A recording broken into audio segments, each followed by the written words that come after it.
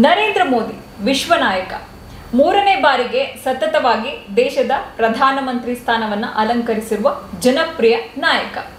ಮೋದಿ ಅವರ ಅಲೆ ಬರೀ ಭಾರತ ಮಾತ್ರ ಅಲ್ಲ, ಭಾರತ ಬಿಟ್ಟು ಬೇರೆ ಬೇರೆ ದೇಶಗಳಲ್ಲೂ ಇದೆ.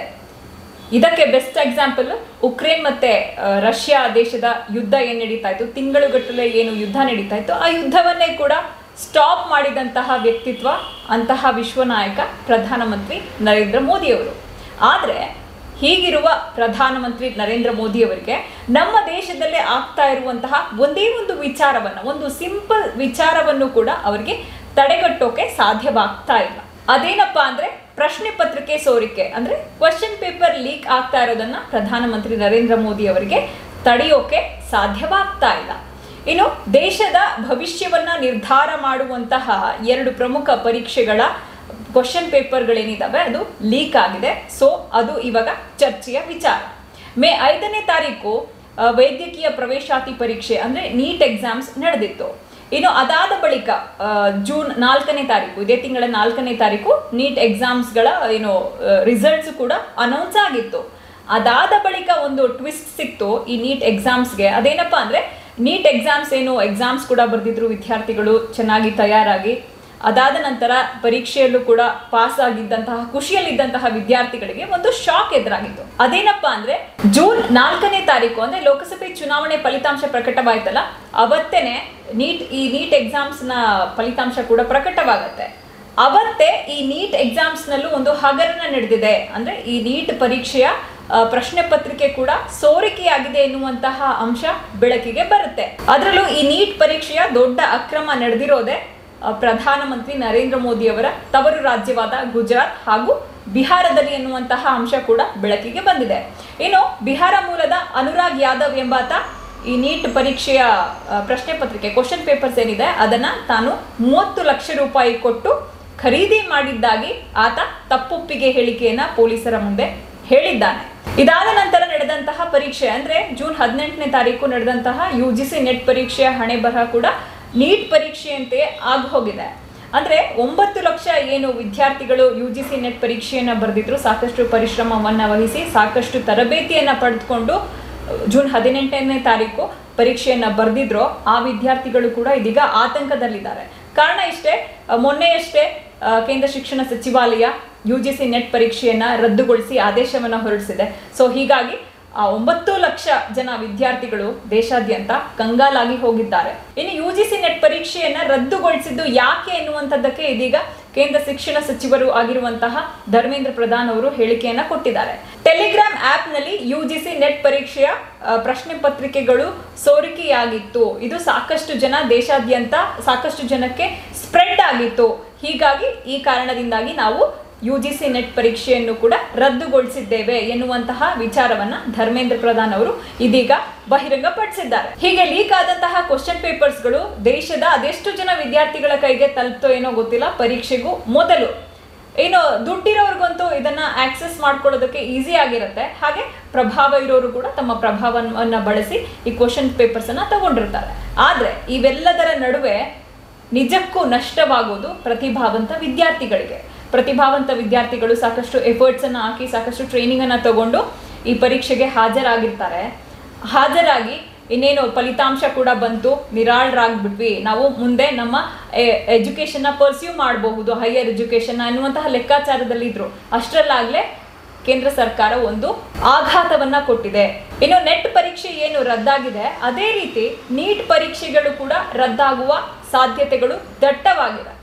ಸೊ ಈ ಎಲ್ಲದರ ನಡುವೆ ಒಂದು ಲೆಕ್ಕಾಚಾರವನ್ನ ಮಾಡಿದಂತಹ ಸಂದರ್ಭದಲ್ಲಿ UGC ನೆಟ್ ಪರೀಕ್ಷೆ ಬರೆದಂತಹ 9 ಲಕ್ಷ ವಿದ್ಯಾರ್ಥಿಗಳು ಹಾಗೆ ನೀಟ್ ಪರೀಕ್ಷೆಯನ್ನ ಬರೆದಂತಹ 24 ಲಕ್ಷ ವಿದ್ಯಾರ್ಥಿಗಳು, ಟೋಟಲ್ 33 ಲಕ್ಷ ವಿದ್ಯಾರ್ಥಿಗಳಿಗೆ ಇದೀಗ ಪ್ರಶ್ನೆ ಪತ್ರಿಕೆ ಸೋರಿಕೆಯಿಂದ ಸಾಕಷ್ಟು ಸಮಸ್ಯೆ ಆಗ್ತಾ ಇದೆ, ಸಾಕಷ್ಟು ಆಘಾತ ಎದುರಾಗಿದೆ. ಅವರಿಗೆ ಪೋಷಕರು ಕೂಡ ಆಘಾತದಲ್ಲಿದ್ದಾರೆ. ನಮ್ಮ ಮಕ್ಕಳ ಭವಿಷ್ಯ ಏನಪ್ಪ, ಮುಂದೆ ಹೇಗೆ ಏನು ಎನ್ನುವಂತಹ ಆಲೋಚನೆಯಲ್ಲಿ ಮುಳುಗಿದ್ದಾರೆ ಪೋಷಕರು ಕೂಡ.